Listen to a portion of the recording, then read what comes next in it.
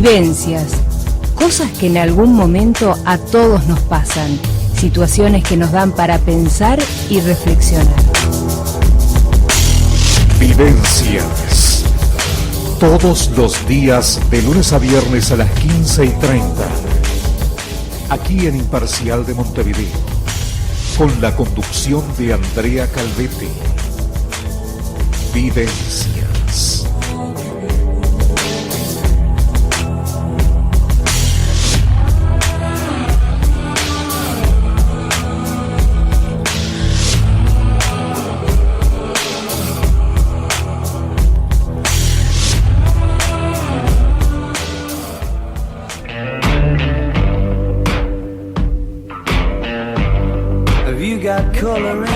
Bienvenidos a Vivencias. Hoy tenemos el placer de recibir a Fernando Schmidt, reconocido dramaturgo, director, guionista, humorista, que ha trascendido fronteras para dialogar con él y conocerlo un poco más a través de sus vivencias. Se pueden comunicar con nosotros al 098 88 28 28 vía SMS y también nos pueden ver a través de Imparcial TV por www.radioimparcial.com. That makes me think of you somehow, and I play it on repeat until I fall asleep. Fernando Schmidt nace en Montevideo el 24 de septiembre de 1965. Es dramaturgo, director, guionista y humorista. En el año 1987 ingresa al mundo del periodismo deportivo como movilero y a partir de entonces comienza a tejerse una sucesión de hechos que le permiten progresar siempre en base a su talento y a su trabajo. El fino sentido del humor de Fernando Schmidt le permite diferenciarse de sus colegas y ganarse un espacio propio en la transmisión radial El Álbum de los 90.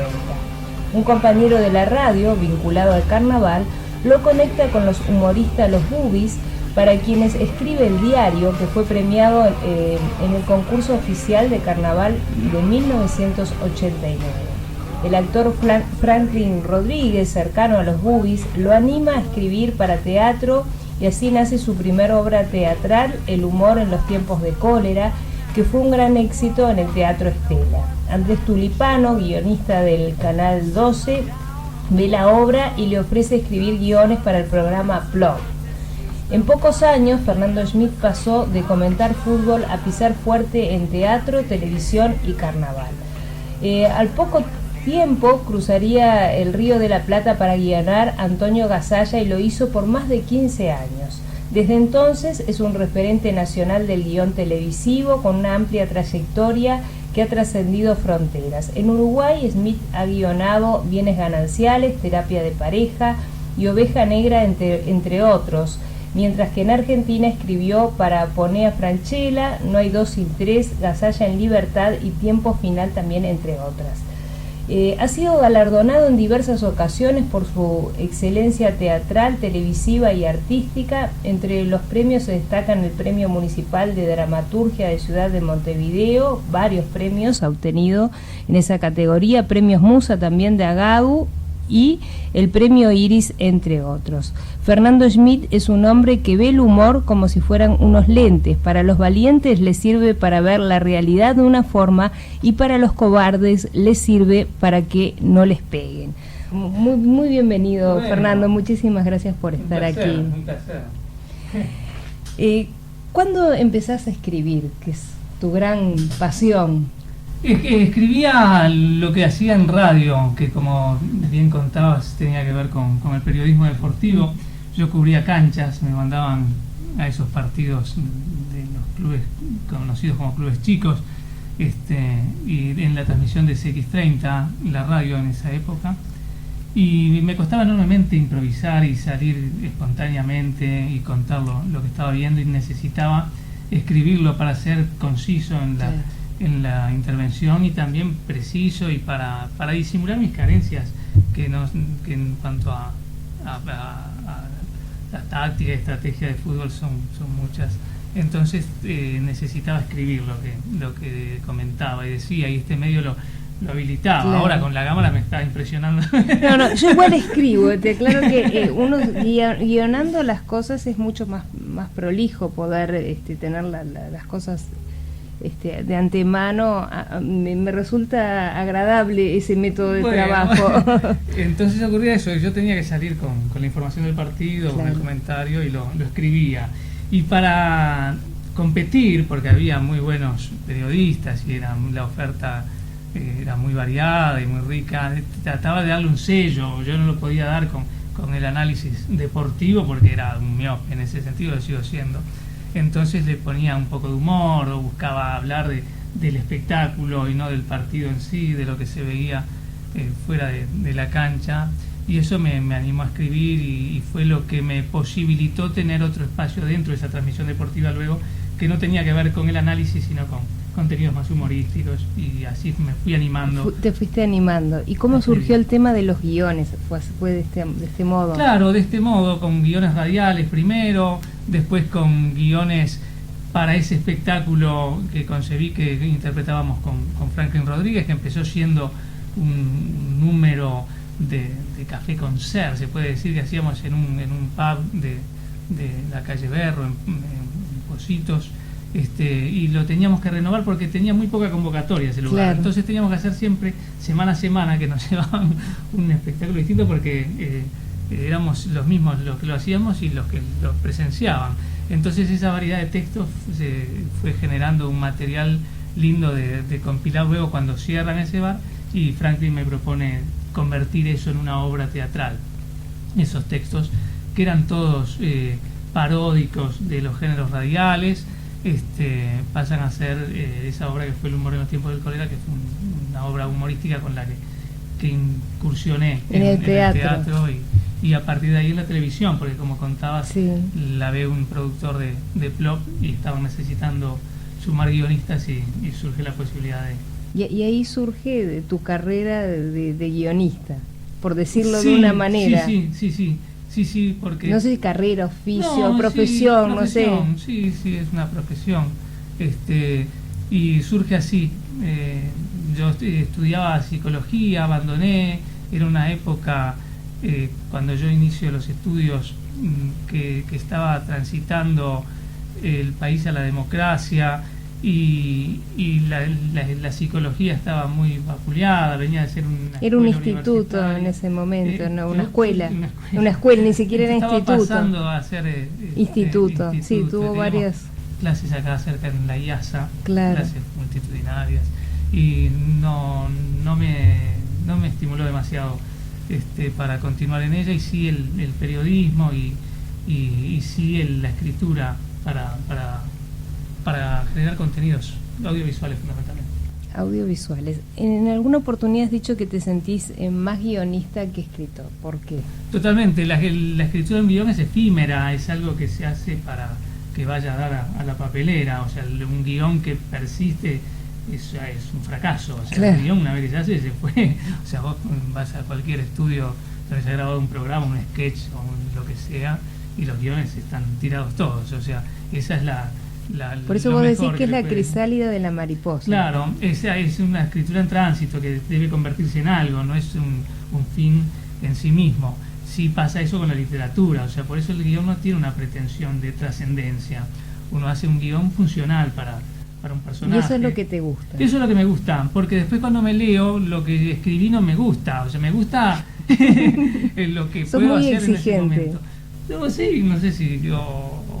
O no me gusta la letra que perdura, claro, generada por mí. O sea, cuando leo las cosas con una pretensión más atemporal, por ahí me desilusiono. ¿Y en tus comienzos te imaginaste alguna vez de pasar del periodismo deportivo a guionista y dramaturgo? En aquellos comienzos. No. Sí a la escritura humorística y a la escritura carnavalera. A mí el carnaval me apasiona. Me hubiera gustado saber cantar, de obtener... Siempre estás a tiempo. Sí, no, bueno. Hay condiciones que no vienen conmigo, que tienen que ver con la actuación, con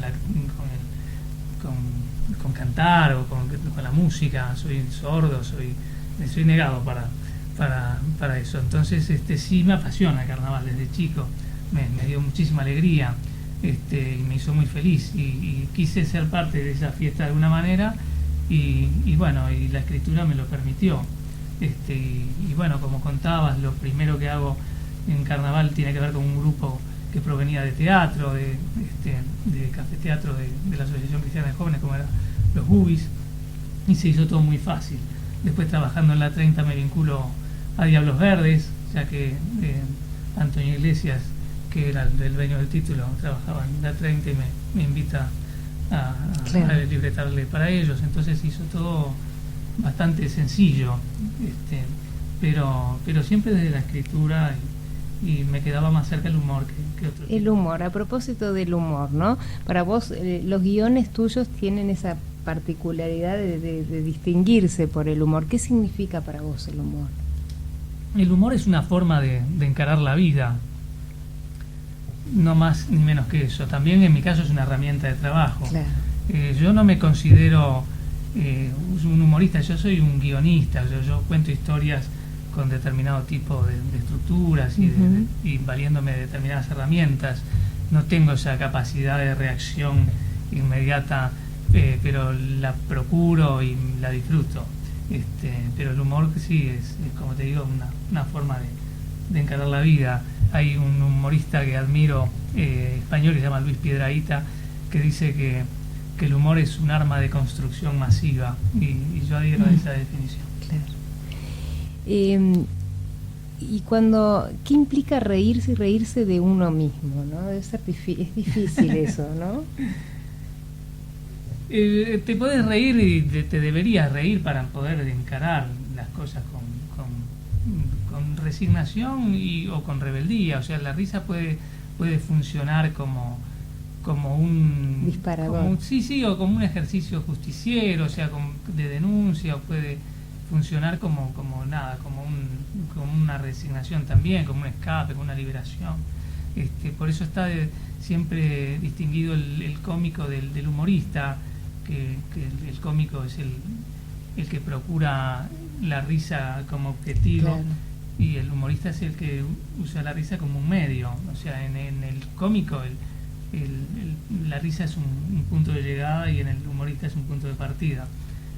Sí, es como un disparador también para hacer pensar y reflexionar al público que recibe tal eso, cual, ¿no? Hay siempre un contenido detrás. O sea, es la risa, como en el caso del humorismo, como un condimento y no como el plato principal.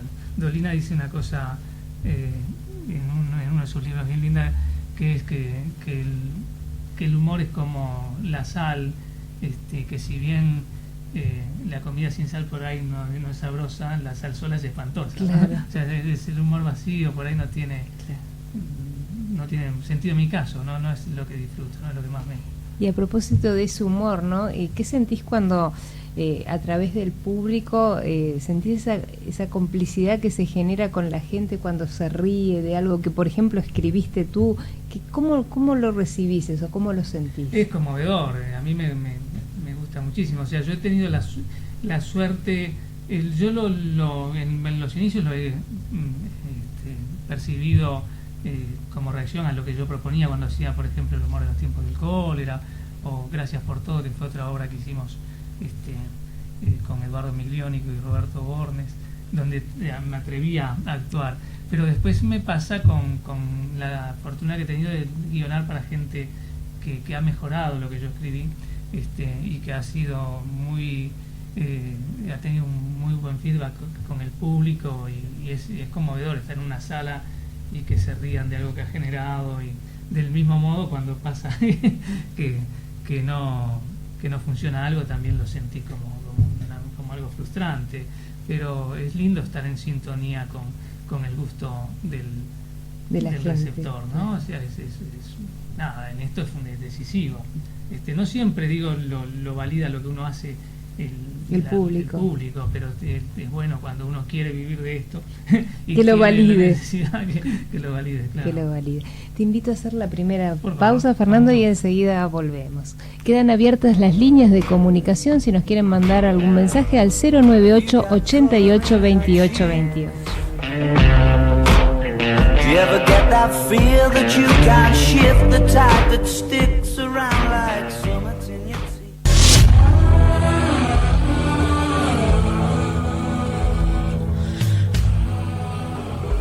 Vivencias.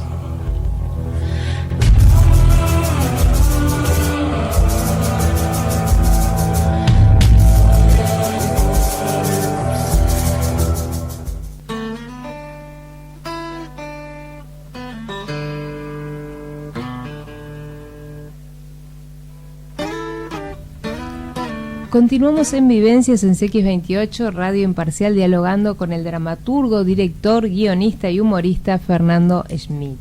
Y a propósito te iba a preguntar por las libretitas, esas en las que escribís todo, que hoy la trajiste, que ya veo que te iba a preguntar si la seguís utilizando, pero ya veo que sí, que la seguís utilizando. ¿Cuándo la utilizás? ¿En un momento creativo? No, siempre está contigo. Sí, siempre llevo en el bolsillo, siempre hay algo que anotar. Hay algo que anotar. Soy pésimo con la tecnología, o sea, esto podría perfectamente resolverlo con las utilidades de mi celular, pero no. Pero te gusta el contacto sí, con el papel. Me gusta escribir, sí, anotar. Sí. Sos de la vieja usanza. Sigo siendo, sí. Sí, está bien, hay que defender el papel y la escritura. Sí, me gusta ver sobre el papel y me gusta mucho cuando escribo, tengo que trabajar en guiones y eso, imprimirlos y corregirlos. Trabajar sobre el guión. Claro. Sí.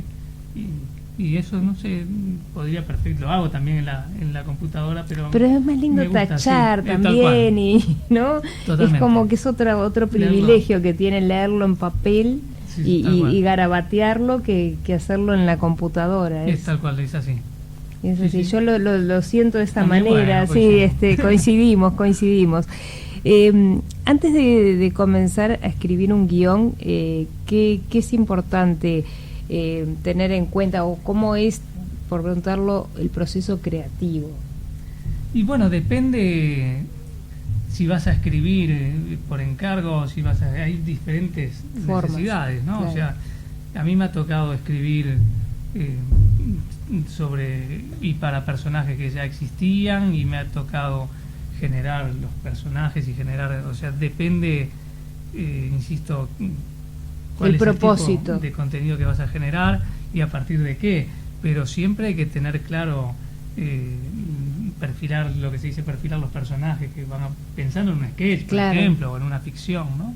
Y saber cuál es la historia que van a transitar. Para eso se escribe lo que se llama la storyline, que es la síntesis en 5 líneas de la historia que vamos a contar. Se dice que si una historia, aún esas largas que tienen 200 capítulos, que si no se puede contar en 5 líneas, o le falta o le sobra algo.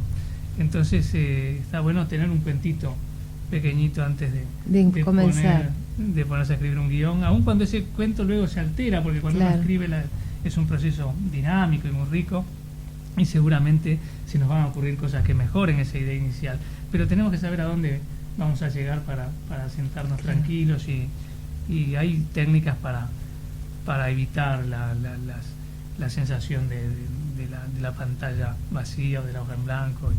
Hay técnicas. Sí, por supuesto. Para que no aparezcan, como decía Washington Benavides, los crisantemos de la desesperación, de las hojas esas que rompes, ¿no? Claro, siempre hay fuentes para las ideas que pueden provenir de nuestras vivencias, pero también de ideas existentes que podemos transformar, ideas que nos pueden pedir, ideas que podemos leer, que podemos pedir prestadas. Y para eso es importante ir anotando, tomando nota de las cosas que uno se les va ocurriendo en el momento. Tal cual.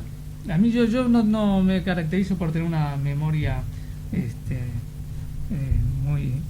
muy ponderada, y me es útil por eso. Es útil, claro.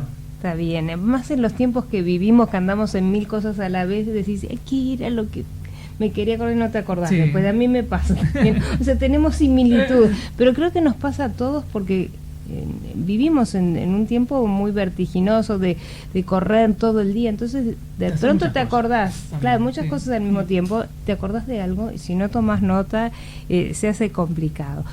¿Y qué tiene que tener un guión para que atraiga al público? Esto ya es más genérico, ¿no?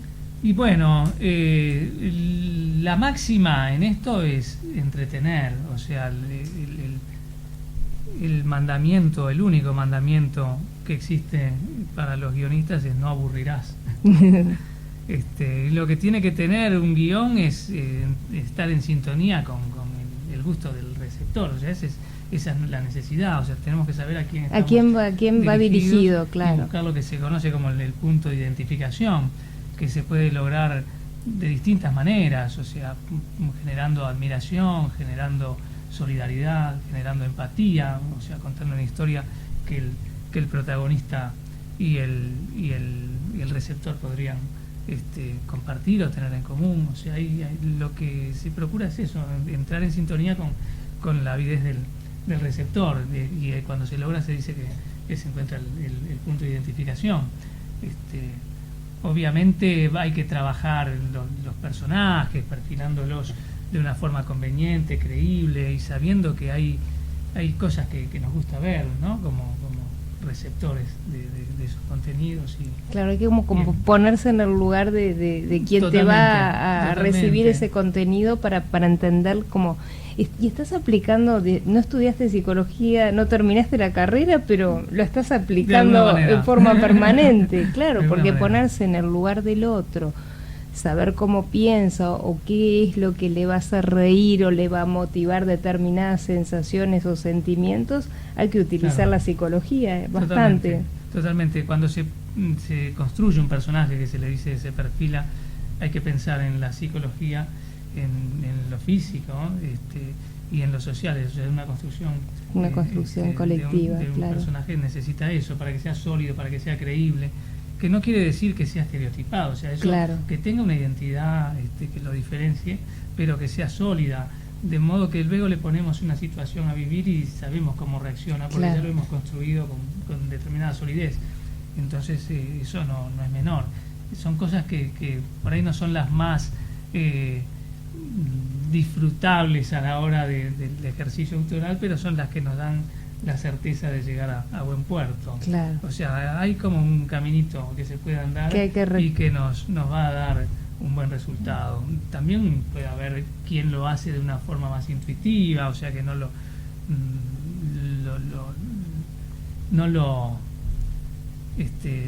se lo propone, pero lo hace. Pero lo hace de la misma forma, sin pensarlo demasiado sin más. Sin pensar que lo está haciendo. Claro. Hay algo que vos has dicho, que sos más respetuoso al escribir para la televisión que para el teatro. ¿Por qué? Bueno, ¿a qué te referías? Lo saqué un poquito de contexto, pero capaz así, que... Es así, de alguna manera. La televisión es un medio invasivo, a diferencia del teatro, que es un medio electivo. La gente elige la obra que va a ver, paga una entrada, claro. Sabe quién es el autor, sabe quién es el director, y va a ver un punto de vista de alguien que decidió contar una historia. Eso pasa en el cine también. En televisión es un medio invasivo, es un medio que está en las casas, que la gente llega a él porque es un electrodoméstico más, y no tenemos, quienes generamos los contenidos televisivos, el derecho de transgredir, claro. Y de tener como prioridad nuestro punto de vista. El punto de vista que tiene que regir es el del receptor, es el de quien está en su casa, y es lo que yo creo, y lo que me propongo cuando genero contenidos de televisión. Yo quiero que ese sea el programa que llega en el horario que está establecido a la familia y a gente que no tiene por qué coincidir con mi nivel de lengua, o sea, entonces tengo que ser muy cuidadoso con todo eso, que en el teatro no, porque lo que propongo en el teatro por ahí me refleja mucho más, y es la obra que yo quiero contar con la gente que yo quiero contar, y son otras reglas, pero insisto que tenemos que ser muy respetuosos cuando generamos contenidos en televisión abierta. Claro. Y a propósito de esos contenidos, trabajaste muchos años con Gazalla. ¿Qué significó trabajar con Gazalla? Y profesionalmente fue lo que me vinculó a esto de una manera mucho más sólida, y me hizo sentir mucho más seguro, o sea, porque uno siempre está, ¿será bueno lo que estoy haciendo? Entonces, ¿qué tanto valor tendrá? O sea, ¿qué pasa si me agota acá la beta y no?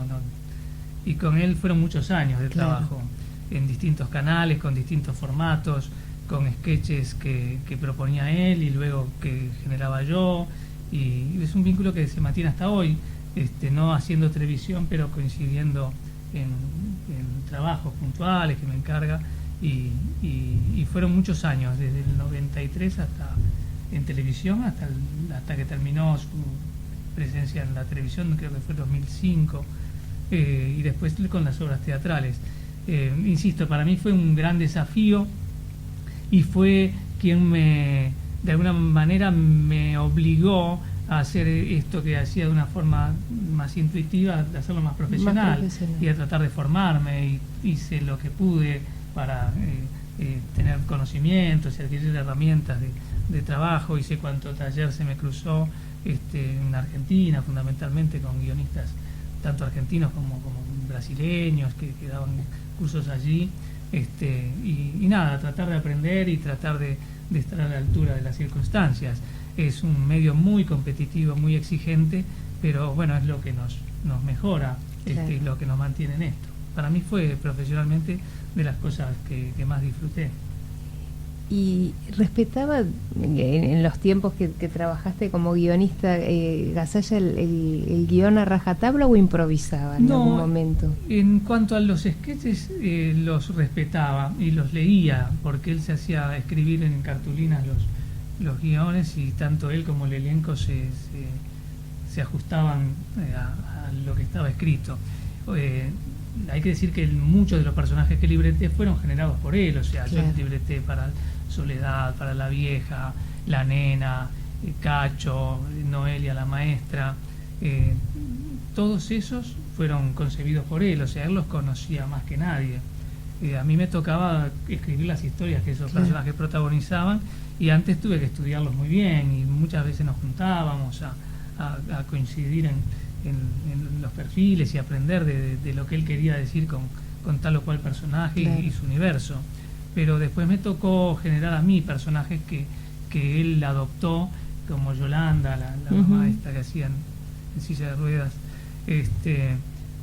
Kika, la empleada doméstica, una familia disfuncional que hacía, que se llamaba Lautaro, el papá, y otros que diseñé yo, y que él, el estrés, otra que hacía, y que él adoptó y mejoró, obviamente.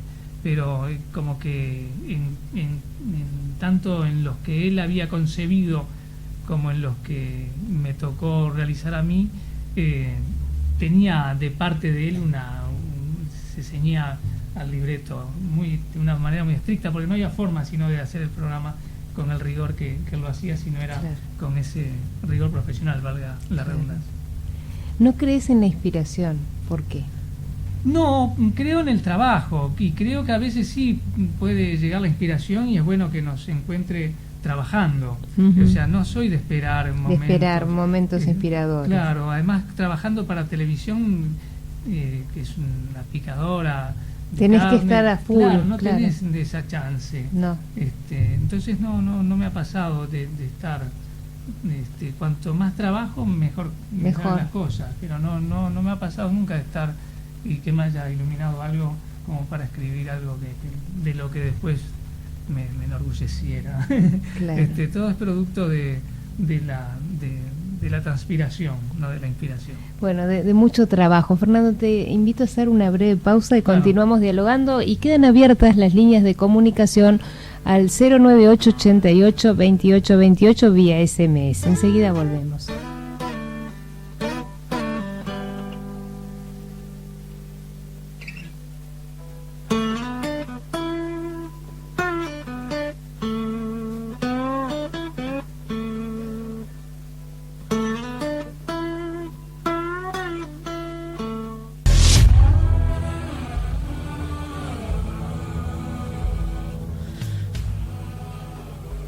Vivencias.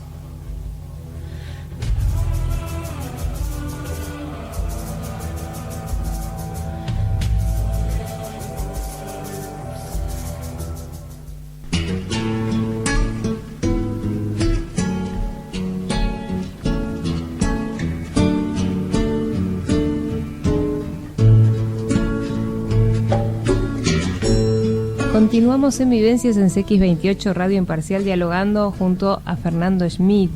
Y actualmente estás guionando y llevando adelante varios programas que me gustaría que nos cuentes en qué andas. En televisión estoy haciendo Sonríete, estamos grabando el programa de humor con archivos que sale en Tele12 los viernes a la noche. Ujú.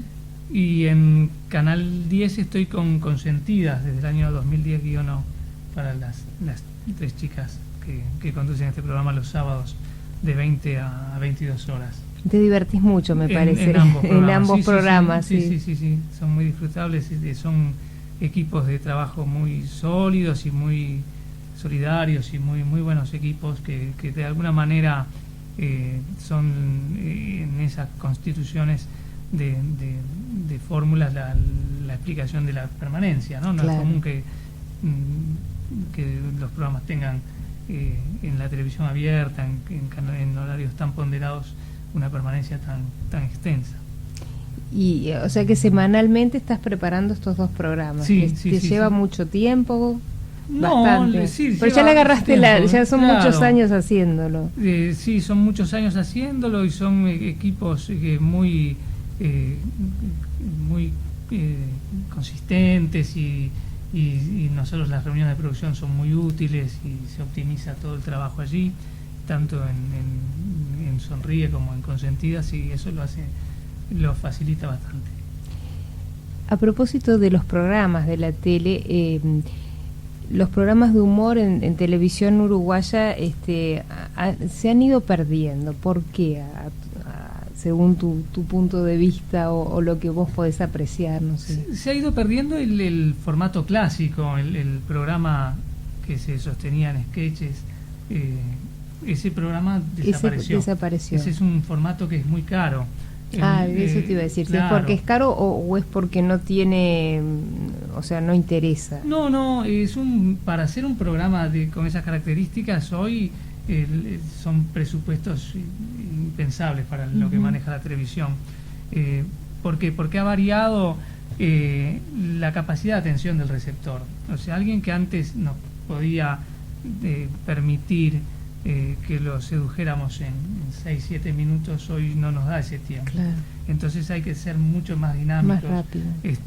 Y un sketch que antes por ahí duraba 12-15 minutos, hoy tiene que durar 3. Entonces, ¿qué pasa? Un sketch de 15 minutos era un decorado. Claro. Tenés que ocupar 5 sketches de 3, son 5 decorados. 5 decorados son 5 propuestas estéticas diferentes, vestuarios. Es muy elenco. costoso. Entonces es muy costoso. También hay que generarlo con un pool de guionistas que haga posible la efectividad, porque es impensable un programa hoy como podía ocurrir antes con un par de guionistas o 3 guionistas. Hoy, para hacer un programa humorístico efectivo de 1 hora de sketches, como ponen siempre de ejemplo el Saturday Night Live de los Estados Unidos, estamos hablando de una docena de autores. Claro. O sea, es absolutamente inviable para los presupuestos que se manejan en la televisión uruguaya. Claro. Entonces, ¿qué pasa? Te dicen, bueno, sí, hagámoslo, pero en lugar de tener un elenco de 12 personas como precisás y de tener 10 decorados, hagámoslo con 4, hagámoslo con 3 decorados. Acá es la uruguaya, Entonces, por decirlo de una manera. Claro, entonces uno con la ilusión de descubrir la pólvora se embarca en eso y termina fracasando. Claro. Cuando Sí, porque no te dan los números. No dan los números y no se puede hacer con menos de lo Claro. que se necesita. Entonces lo que ha pasado es que los programas se han nutrido de comediantes, de humoristas, de cómicos que han hecho de las propuestas de otro tipo de formatos más convencionales, lo han derivado en un híbrido donde hoy tiene un magazine puede tener un humorista, Claro. o un periodístico puede tener un humorista, como pasa en un periodístico de investigación que tienen humoristas en su plantel, cosa que antes no pasaba. Claro. O sea, no se perdió el humor en la televisión. O sea, Pero adquirió otro formato, por adquirió otro decirlo de formato, otra forma. que es el que admite el presupuesto actual. Porque lo que se ha intentado es llevar el stand-up, que es un género absolutamente Sí. teatral, a la televisión. Y en cualquier parte del mundo que se haya hecho ha fracasado. Y es muy barato, obviamente. ¿Y sí. eso por qué? ¿A qué se debe el fracaso en la tele? Porque el humor necesita cierta, para funcionar en televisión, donde tenemos un público tan heterogéneo, y masivo. Para que tener sea una audiencia, exitoso, claro, sí, contundente. También se puede hacer un programa de nicho que vaya dirigido a la población y hacerlo en cable y tener una respuesta que nos deje contentos. Pero si queremos hacer un programa en horario central, que es el horario que tenemos que ir para conseguir buena pauta publicitaria, que nos deje el dinero que todos queremos, los que estamos en la industria, más que nada los que definen la programación de los canales.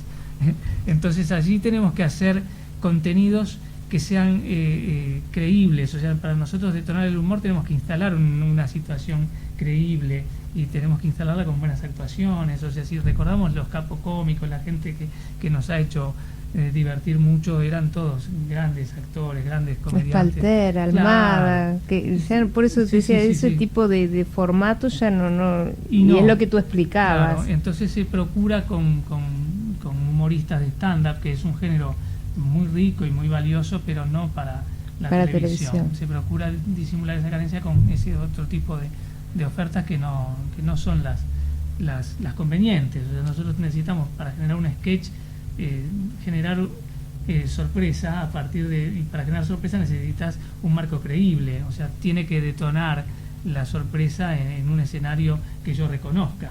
Entonces el stand-up tengo que apelar a la imaginación del receptor cuando estoy viendo. O sea, funcionaría en radio perfectamente, ¿no? Pero la radio... Nos estás dando ideas para hacer stand-up en los programas de radio. Que ya hay algunos que lo están incorporando con éxito. Pero lo que digo es eso, que prescinde de la visión, ¿no? Sí, hay formatos que van más para la televisión, otros para el teatro, para el cine, o sea, depende del medio que te estás moviendo, es a lo que podés tener mejor receptividad o no. Y es lo que pasa con el carnaval también, o sea, hay gente dispuesta a ver carnaval más que nada en los escenarios, o sea, no tanto si bien se pasa en la tele, claro, porque es un formato que está concebido para otro tipo de disposición del público, que no es la del televidente. Aparte no es lo mismo ver el carnaval ahí en vivo y en directo que verlo por la tele. Totalmente. Tiene otro encanto. Totalmente. Se palpa así. ¿Y fuiste jurado de carnaval este año, me estabas contando? Este año sí, por primera vez en el rubro de textos e interpretación, y he sido técnico de carnaval, o sea, he escrito para carnaval muchísimos años, pero como jurado me ha tocado ser jurado del concurso de canción inédita del carnaval, el Víctor Soliño, y ahora este año, convocado por DAECU, fui jurado en letras. Fue una experiencia lindísima porque me vi todos los conjuntos. Te viste todo, o sea, te sacrificaste. Sí, seguramente. Y grupos que me han sorprendido gratamente, y es algo que me apasiona, mi carnaval, y lo disfruto enormemente porque me hizo muy feliz de niño. ¿Y cuánta gente, decíamos, vive del carnaval y que no son los meses solo de carnaval, ¿no? Viven todo un año trabajando para llevar a cabo esos meses de carnaval, pero están todo el año trabajando muchísimo. Sí, claro, y con propuestas muy profesionales, muy cuidadas. O sea, no es una casualidad, o sea, se preparan para que ocurra esto, y para poder hacer giras, para hacer presentaciones más de cámara, digamos, con grupos reducidos que les permiten trabajar en eventos, en shows, y está muy bien que sea así. Yo, hablando de la casualidad, decía cuando te presentaba que una sucesión de hechos encadenados hizo que tu carrera fuera para otro rumbo, ¿no? Sí. ¿Crees que fue casual o causal lo que pasó? A ver. Creo que uno se va encontrando y fue una búsqueda en varias direcciones, y terminé donde terminé y sigo en esa búsqueda por ahí. pero no lo atribuyo a nada místico ni a nada que no fuera una intención de encontrarme, de identificarme con lo que hacía y de disfrutar con lo que había elegido como mi medio de vida, no más que eso. Está bien. Bueno, te invito a hacer la última pausa y continuamos dialogando.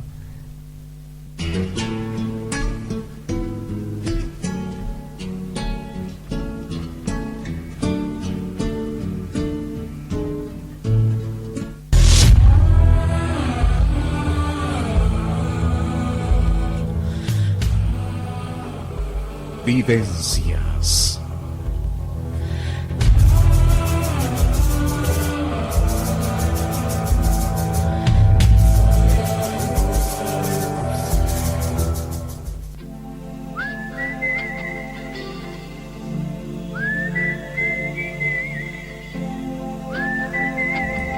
Continuamos en Vivencias en CX28 Radio Imparcial, dialogando con Fernando Schmidt en los últimos minutos.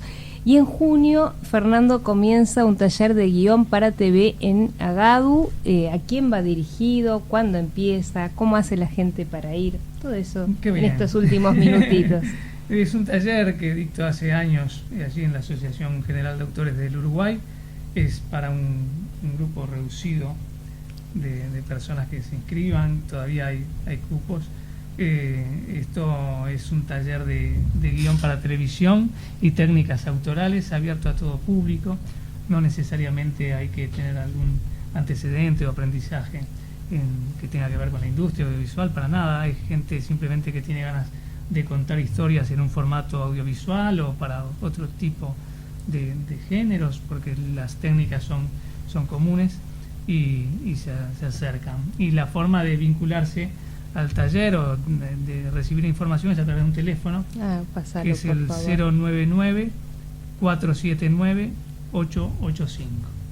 A ese teléfono se comunican y pueden recibir la información de cómo hacer para empezar el taller, el costo, todo. Todos los contenidos. Es un taller de 3 meses, es una clase semanal, los lunes de 20 a 22 horas en la propia sede de Agadu, y es un taller práctico donde se generan contenidos con formato audiovisual, tanto en el taller como domiciliariamente. Hay un trabajo que se va haciendo y que yo voy siguiendo. O sea, hay una instancia grupal que nos empata a todos, digamos, y después cada uno llega hasta donde tiene ganas de llegar. Bueno, va a ser muy lindo, digo, porque lo bueno es que estás despertando de pronto o llamando a mucha gente que hasta ahora no se animó a hacerlo, y el hecho de no tener, ser abierto a todo público, creo que lo va a hacer muy rico también. Sí, lo hace muy heterogéneo. Claro. Ya ha pasado en otras oportunidades de tener gente muy pequeña, de 15, 16 años. Y gente de repente bien grande, claro. Más de 70 años, sí. Tuvo un antecedente, este taller, en una instancia que nos convocó el Ministerio de Educación y Cultura, y tuvimos la suerte de traerlo a Sebastián Borenstein a hacerlo también conmigo. Sebastián Borenstein es el director del Cuento Chino y del Tiempo Final. Y nada, esa era una de las ediciones anteriores del taller. Claro. En no va a estar, Sebastián. No va a estar. No, bueno, capaz que quién te diga que aparezca. ¿Algún otro proyecto que nos quieras contar en estos últimos minutos que estés programando? Siempre hay algo. Sí, estamos con la gente de Coyote, que es una productora de animación. Hemos desarrollado una ficción animada infantil que se llama Billy the Krill, y estamos procurando una asociación internacional para que llegue a la pantalla. Es un proyecto muy muy interesante, porque generaría un antes y después en la animación en la industria de la animación en Uruguay. En Uruguay, qué importante. ¿Y para cuándo sería? No, están recién generando. Para procurar su venta. Te esperaremos cuando esté más el proyecto, para que se pueda contar. ¿Cómo no? Te esperamos porque así nos contás. Te deseamos mucho éxito. Bueno, porque gracias. Es muy ambicioso para lo que es Uruguay, ¿no? Llegar a un proyecto de esta índole. Sí, seguramente. Seguramente va a requerir, para poder plasmarse, una asociación internacional. Si no sería absolutamente inviable. Porque no podemos generar la demanda que hay de lo que requiere esta industria, ¿no? De animaciones. Pero lo importante es que haya mano de obra uruguaya detrás del proyecto, ¿no? Porque gente capaz hay. Muy capaz. Y ganas también. Y ganas. Eso es lo fundamental. ¿Qué es para vos la docencia? Hablando ya de este taller y de que sos un docente en este taller. Sí, yo más que docente me siento un profesional de la escritura audiovisual, y es lo que trato de comunicar, es experiencia. Seguramente hay gente más calificada para dar cursos de escritura aquí en todos lados.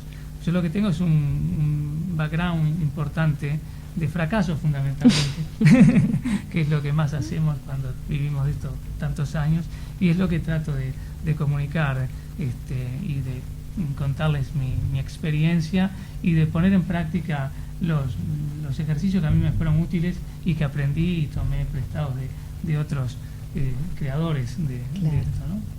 Eso, entonces, bueno, vos sos muy humilde, porque muy talentoso, un hombre que ha hecho un largo trayecto ya de muchísimos años, pero siempre con una humildad de los grandes. Reiteramos, a ver, por si alguien nos agarra en este momento del programa, los días del taller y horario y teléfono, así, se comunican.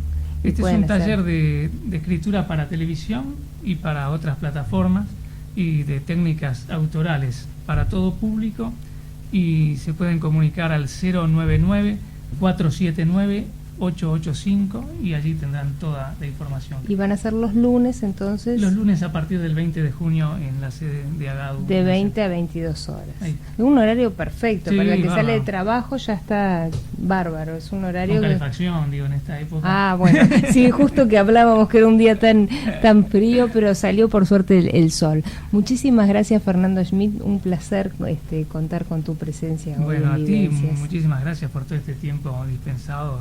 No, Es un placer, un halago haber estado aquí. No, un placer para nosotros recibirte. Mucho éxito en todo lo que Gracias. estás emprendiendo y las puertas abiertas para cuando gustes volver. Muchas gracias. Muchísimas gracias a la audiencia, a nuestro compañero Luis Castro en Controles. Nos encontramos mañana en otra edición de Vivencias. Muchas gracias, que tengan una excelente jornada. Down to Gonky Park, listening to the wind.